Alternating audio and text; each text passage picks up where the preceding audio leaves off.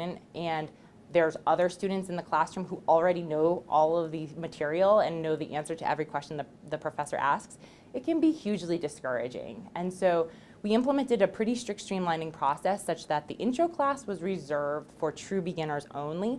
And if you had prior experience in computer science or programming, we would recommend that you went into a more advanced class. So that was number one. And I thought that was really important to make the intro class less intimidating, especially for women. The second preconception, that computer science is boring, we tackled also by thinking about the curriculum, especially in that intro class. And we revised some of the major assignments and pieces of work that we gave to the students through the course of the semester. So whereas historically we had used sort of traditional examples to teach principles like iteration, we revised the curriculum to allow the students a variety of choices in the type of application that they built. So, for example, for the lesson on iteration, where we were basically teaching them how to write loops, historically we had given them an assignment to build a calendar application. Instead, we gave them the option to build one of 4 different applications. And so the students got to choose between computing a baseball statistic from baseball play data, inferring the language of tweets based on the frequency of bigrams, computing the Uber fee for a car trip based on GPS tracking data, or identifying the gene coding regions within DNA sequences known as CPG islands. The principles that we used, that we taught through these different exercises were the same. But the students not only got to choose something that was potentially personally interesting to them, but just by having that choice, it demonstrated to the students the breadth of application areas that the principles they were learning in the class had in the real world. So that was the second thing we did. The third thing we did to combat the preconception that computer science is full of geeky guys is, we worked with the administration of the college to fund a cohort of computer science students to attend the Grace Hopper Celebration of Women in Computing, which is a meeting of about 10,000 technologists and predominantly women from industry, academia, and government, and at different stages of their careers.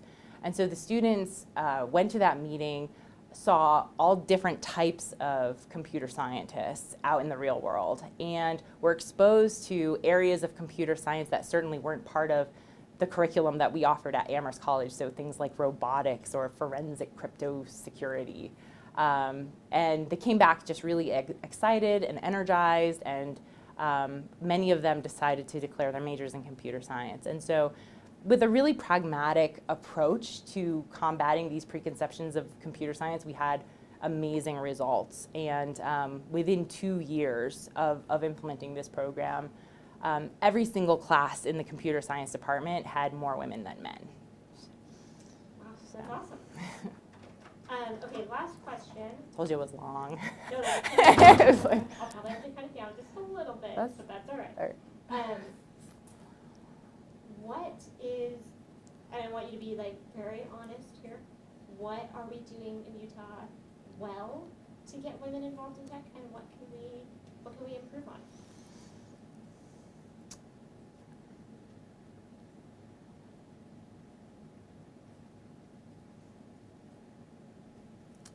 Yeah. Okay. So Utah is a fantastic place to live and work as a technologist.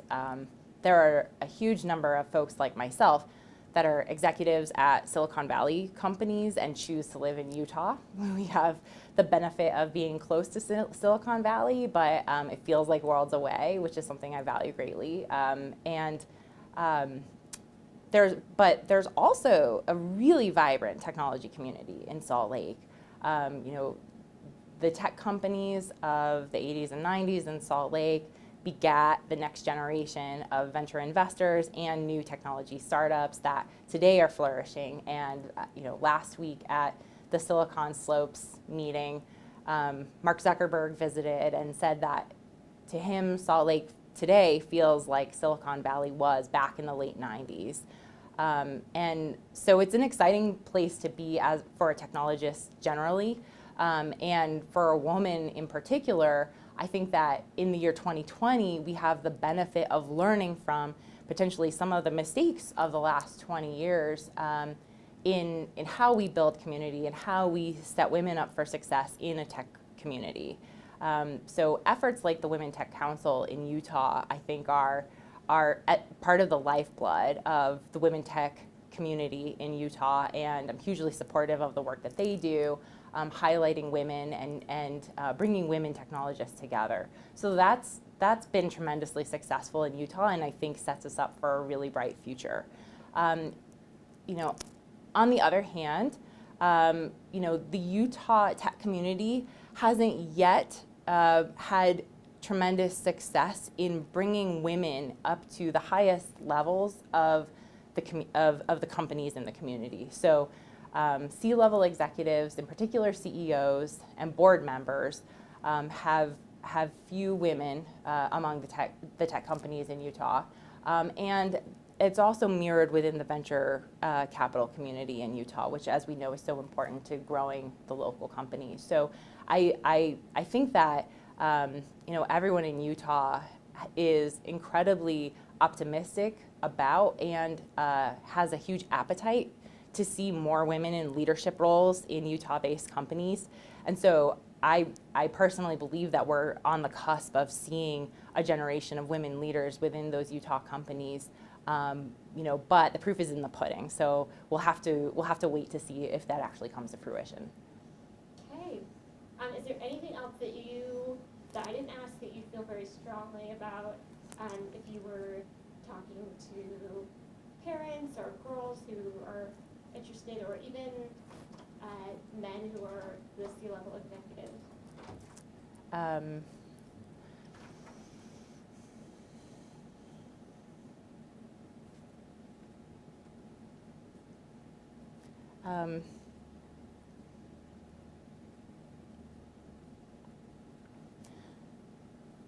Yeah, I think the only thing I would add is that, you know, as leaders of companies, technology companies, venture companies, and others, you know, it's always helpful to appreciate our own patterns of hiring and promotion. You know, as human beings, we naturally gravitate to people that are like ourselves, people who have similar points of view, people who have similar backgrounds and similar experiences. And when I'm hiring or promoting somebody on my team, I always think about the team as a whole. And I think it's a little bit short-sighted to say that you're always going to hire or promote the best candidate for the role. In reality, we need to be thinking more holistically about the entirety of the team and trying to make the team the best team that we can make, which includes having a diversity of experiences and perspectives on the team, such that we can make sure that we're not making mistakes or making suboptimal decisions, which is what often happens if you surround yourself by people who think like you do. All right, that's perfect. Okay, thank Okay, you. you did great.